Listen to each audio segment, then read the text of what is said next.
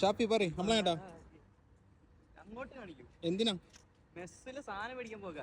Yes, മെസ്സിന്റെ finance manager ആണ് ഈ പോകുന്നത്.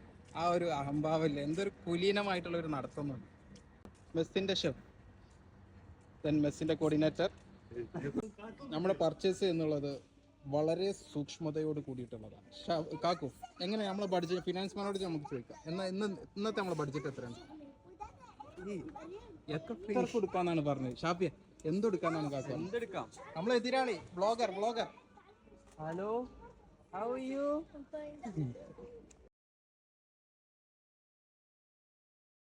ഷാപ്പി ഉള്ളി എടുക്കുമ്പോൾ നമ്മൾ ശ്രദ്ധിക്കേണ്ട കുറച്ച് കാര്യങ്ങൾ പറഞ്ഞു.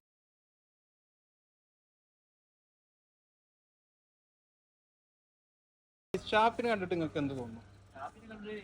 അവന്റെ ട്രൈസ് കണ്ടിട്ട് നിങ്ങൾക്ക് എന്ത് തോന്നുന്നു?